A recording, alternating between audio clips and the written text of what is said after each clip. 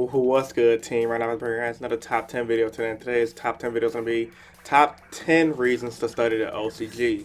Now, the reason why I want to make this video is because a lot of players play this game who want to try to get better.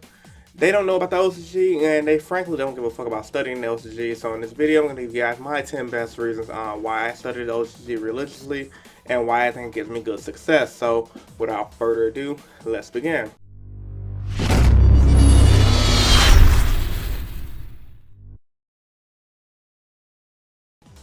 Starting off by saying, if I'm not, don't seem like myself. I'm a little sick. Woke up with a cold, so I'm trying to get better. But I wanted to bring you guys the videos because my videos has been lacking recently. And also for you guys, when you guys finish this video, I want you guys to know I'll be featured on the channel 4 Eyes podcast for tomorrow. We have a big podcast. Special guest was me, top tier Yugioh, Young Breezy 961, House of Champions from John Moore, etc. So it was a pretty lit podcast. I suggest you guys go to 4 Eyes channel, subscribe to check that out, and also check out the podcast I was featured on his channel before. I've been on 2 of his podcasts already. So enough of that crap. Let's get to the video and what you guys want to talk about. So 10 reasons to study OCG. I'm gonna shoot it straight gung ho. Number 10, preparation for future formats. Now, this is the biggest thing and biggest reason why a lot of people study OCG. They get a gist of what the up-and-coming format is. I mean, granted, OCG and TCG is different. We have separate ban lists, and they have cards that we don't have. But with that being said, our formats are kind of similar to what the meta decks are. Like, for example, ABCs was running the OCG meta, and now ABCs is running the TCG meta. A lot of TCG players say ABCs aren't the best, but I tend to disagree because ABC first regionals in Illinois top 8 entire top 8 was ABC. So just studying OCG, it helps you get prepared for the future formats and to know what deck you want to pick up and etc. Or just mentally prep for it so to get into that format. Coming to number 9, I have faster deck building. Now, one of the reasons why I preach faster deck building for studying the OCG is because when I study OCG, I look at the hero decks. When I used to play gadgets, I used to look at the gadget decks.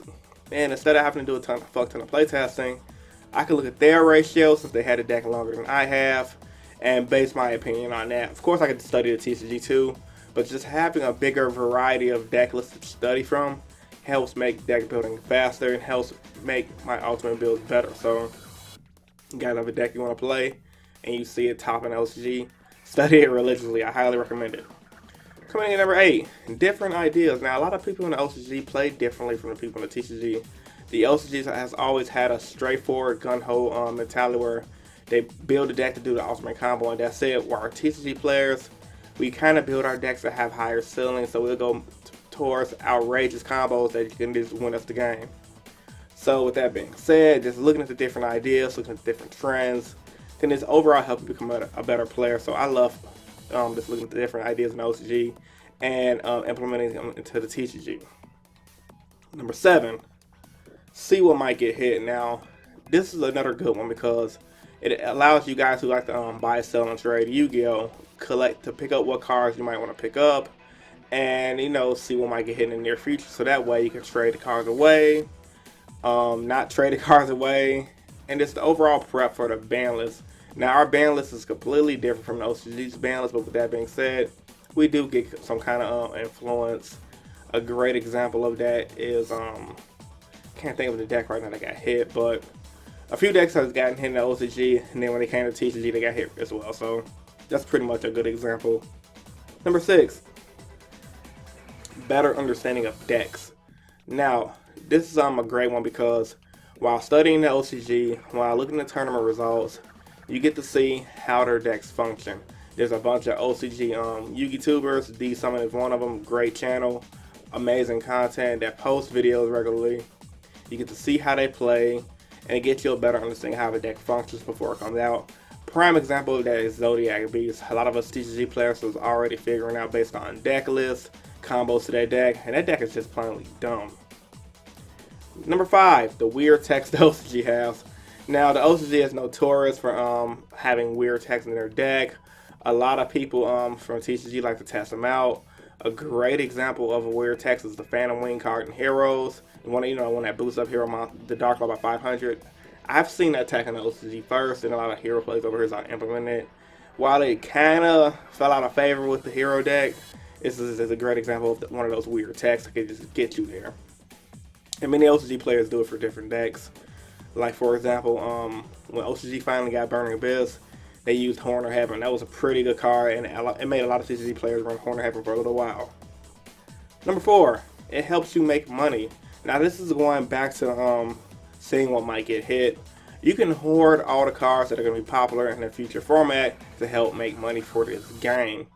That way, once you start hoarding things like machine duplication, etc., that might get that may be popular in the near future, you can sell it and just make bank. A great example of this would be not the Abyss Dweller. It is the can't think of it right now. The card that goes to Totally Awesome. Picture will be on the screen, of course. But yeah, that card was like what, 50 cents for the super rare, and then it jumped to like $5. And I'm pretty sure when Totally Awesome drops, it's gonna be even more. Number 3, studying OCG helps you save money. It's not just like helping you make money by watching the OCG and picking up cards that might be good. It can help you save money, but by figuring out what deck you want to play and investing into that said deck, versus is trying out decks to see what works, see what don't work, and consistently buy, sell. Saves you time and money by doing it. So that's one of the reasons why I study the OCG, because I don't have a fuck ton of money to go into a deck just to try to get rid of it, just to invest to another deck. That's too much. I'd rather look at the OCG, see what I like, test it online, and then pick it up. Number 2, it's good if you don't have a locals. Now, there's a lot of things you can do if you don't have a locals, and studying the OCG is one of them. By studying tournament results and looking at what decks could do, it allows you to see what deck you want to play. You can build it online, go online, test the deck out, and go to your first regionals or YCS. You're not going to do as well as someone who has the locals, but just by studying and seeing what works on the OCG, it may just work in your favor, and it may just get you a few wins. But there's nothing more than just getting the actual tournament time. You have to do that eventually. And last but not least, my number one reason that somebody study the OCG is knowledge is fucking power. Good old quote, good old famous saying. The more knowledge anyone has, the more power they have over everything. Just knowing what's popular, knowing what's coming out in the future, just knowing stuff in general can put you ahead of the curve of players who do not study the OCG. Now, granted, there's players who don't study the OCG who are still ahead of the curve, but you don't really get too many of those players. Those are what I like to call gifted players. But for the average Joe who don't study the OCG, us normal people like me who do study the OCG get a big advantage. So, tell me what you guys think about this topic in the comment section down below. And as I always tell you guys, if you're a new viewer to the channel, I would love for you to subscribe for more competitive Yu-Gi-Oh content. I upload 3 times a week. On Mondays I do my general discussions.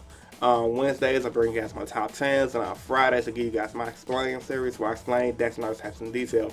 I do these videos because I truly believe in helping you guys become better players, and also do these videos because I truly believe in you guys helping me become a better player.